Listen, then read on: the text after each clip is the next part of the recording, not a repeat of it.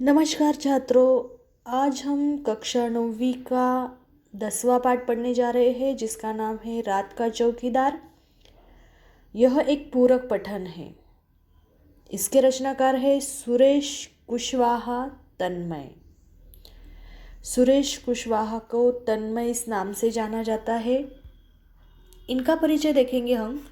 जबलपुर अर्थात मध्य प्रदेश में इनका जन्म हुआ था।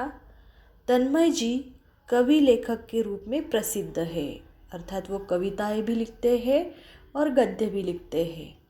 उनकी रचनाएं विभिन्न पत्र पत्रिकाओं में छपती रहती है।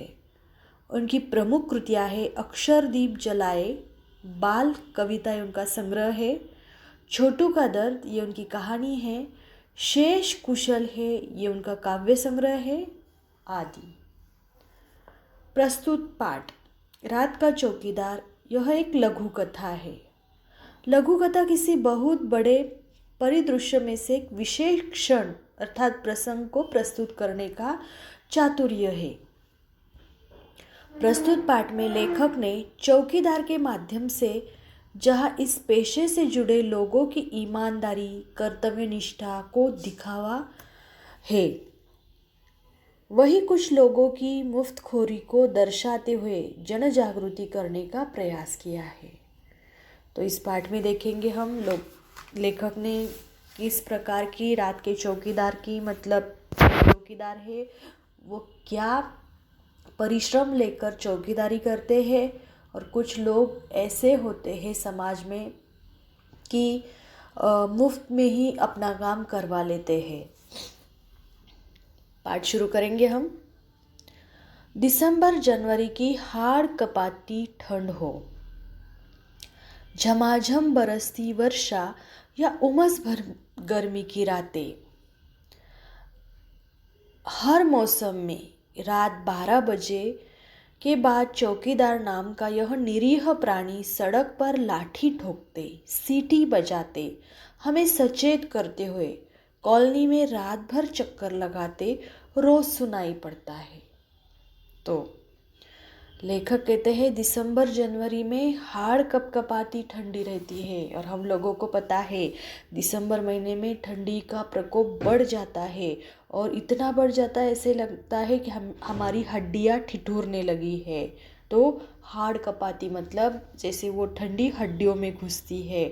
या फिर झमाझम बरसती वर्षा, झमाझम बरसती वर्षा मतलब क्या, या फिर बारिश का मौसम हो, बारिश के मौसम में कितनी बरसात क्यों ना हो। या फिर उमस भरी गर्मी की रातें, उमस मतलब बहुत ऐसी चिपचिपाहट भरी गर्मी हो, उस गर्मी की रातें मतलब लेखक ने तीनों मौसम का वर्णन यहाँ किया है।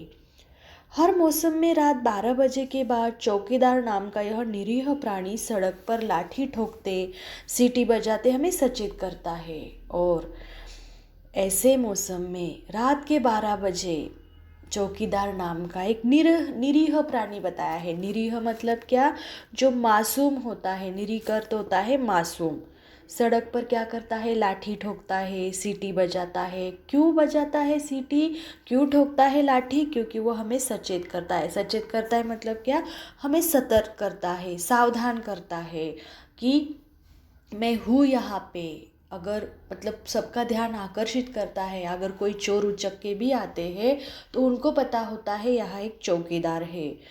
तो कॉलोनी में रात भर चक्कर लगाते रोज़ सुनाई पड़ता है। और रोज़ अगर 12 बजे के बाद अगर हम ऐसे देखते हैं तो ऐसे वो व्यक्ति रात के 12 बजे के बाद कॉलोनी में चक्कर लगाता है और सबकी चौकीदारी करता है।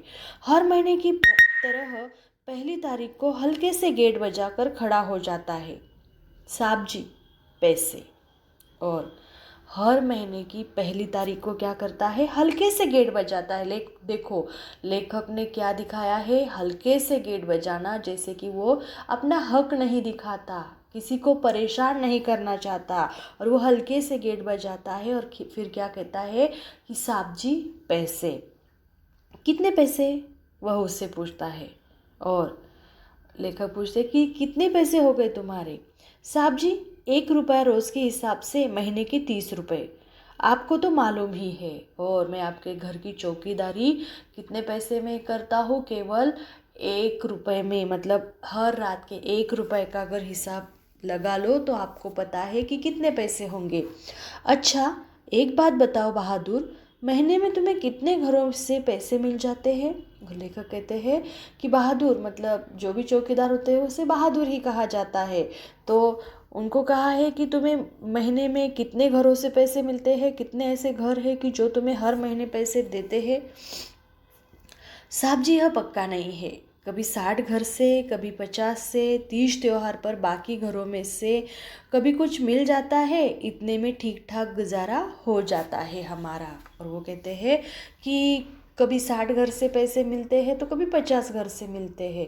लेकिन अगर कोई त्योहार है, जैसे कि अभी दिवाली का त्योहार है, तो ऐसे समय में कुछ और मिलता है, लेकिन इतने में हमारा ठीक तरह से गुजारा हो जाता है। पर कॉलोनी में तो 100 सवा 100 से अधिक घर है, फिर इतने कम क्यों? लेखक पूछते हैं कि हमारी कॉलोनी में तो 100 सवा 100 से अधिक घर है और जिनकी चौकीदारी तुम करते हो, तो इतने कम क्यों देते? 50-60 घर ही तुम्हें क्यों पैसे देते? साहब जी, यह पक्का नहीं है। कभी 60 घर से, कभी 50 से। तो वो कहता है तो फिर तुमने उनके घर के सामने सीटी बजाकर चौकसी रखते हो कि नहीं? उसने पूछा। तो लेखक जब कहते हैं कि कॉलोनी में इतने घर हैं, अगर वो पैसे नहीं देते तो तुम सबकी घर की चौकसी करते हो या जो घर नहीं देते उनकी नहीं करते? हाँ साहब जी, चौकसी रखना तो मेरी जिम्मेदारी है। मैं केवल पैसे के लिए ही काम नहीं करता, फिर उनकी चौकसी रखना तो और ज़रूरी हो जाता है। भगवान नहीं करे, यदि उनके घर चोरी वोरी की घटना हो जाए तो पुलिस तो फिर भी हमसे पूछेगी ना, और वे भी हम पर झूठा आरोप लगा सकते हैं कि पैसे नहीं देते इसलिए चौकीदार ने ही चोरी करवा दी। ऐसा पहले मेरे साथ हो चुका है साहब जी।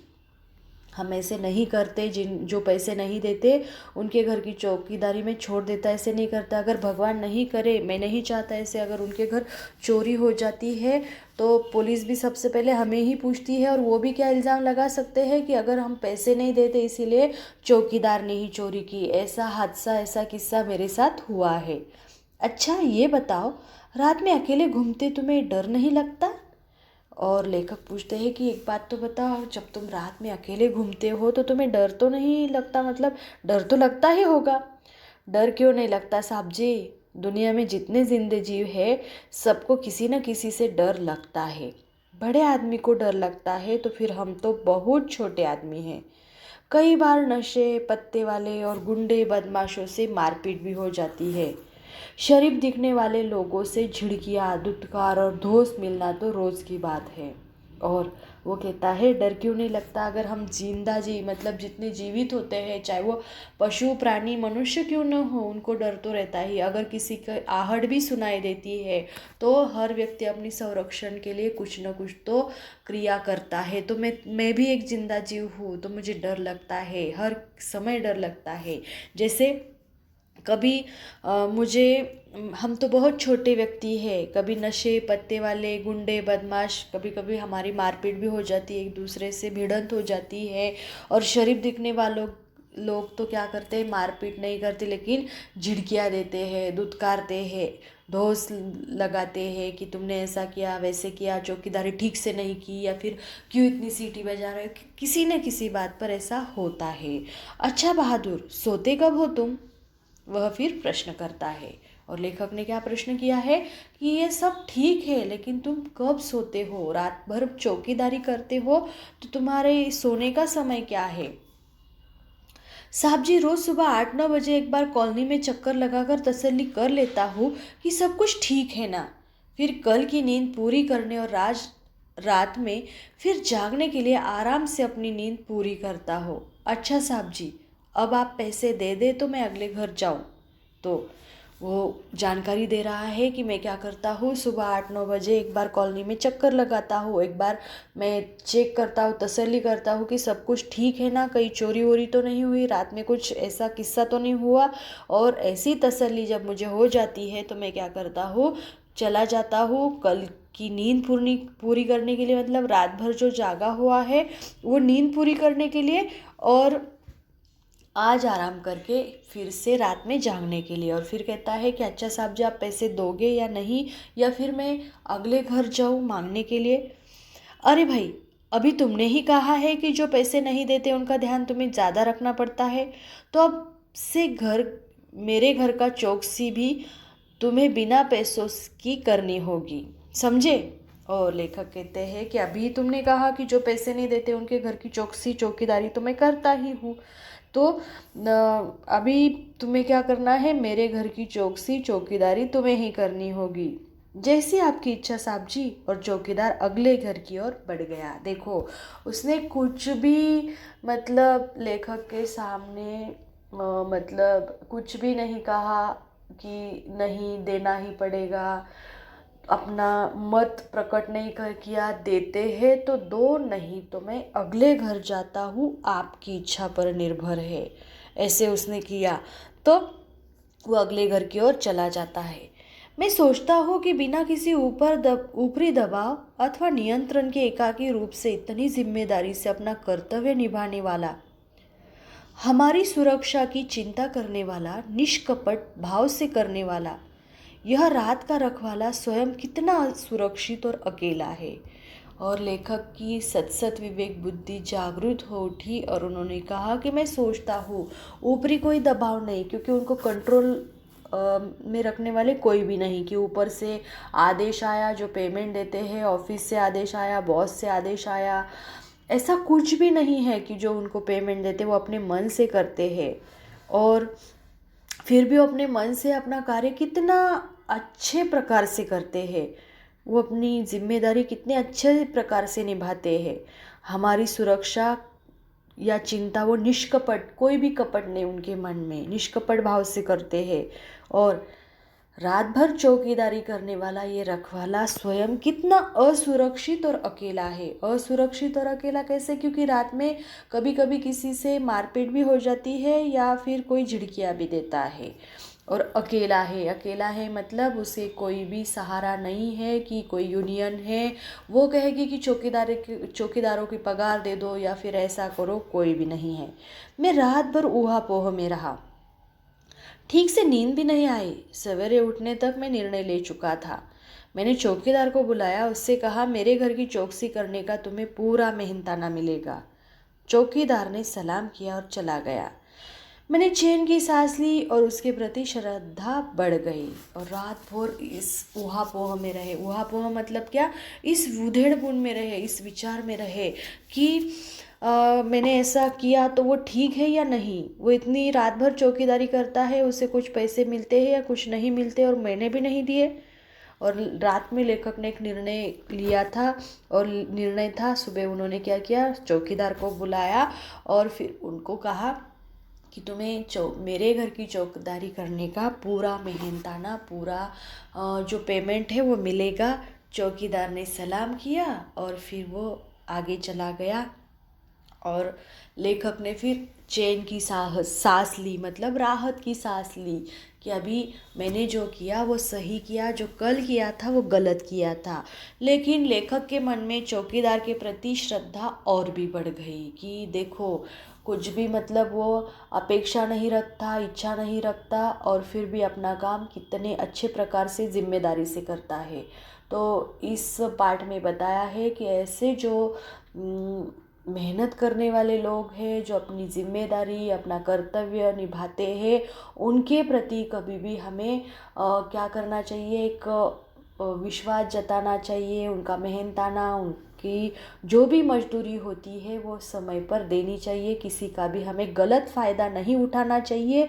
वो भी व्यक्ति है, हम भी व्यक्ति है, और मनुष्यता के नाते, इंसानियत के नाते हर किसी की मेहनत, हर किसी का जो कष्ट है, हर किसी का दुख है, हर किसी की परिस्थिति है, वो हमें समझनी है और उसे किसी न किसी प्रकार से हमें मदद करनी है। केवल एक बार नहीं, पूरी ज़िंदगी भर अगर हम ऐसे सोचेंगे तो एक हम अच्छे इंसान, अच्छे मनुष्य बनेंगे और लोगों पर कभी भी अन्याय नहीं करेंगे और अन्याय नहीं होने देंगे। तो इसी प्रकार आज हमारा रात का चौकीदार ये पाठ समाप्त हो चुका है। आशा करती हूँ कि आपको ये पाठ अच्छे प्रकार से समझ में आया होगा। समझ में आया होगा तो ज़रूर बताइए, लाइक कीजिए, सब्सक्राइब कीजिए।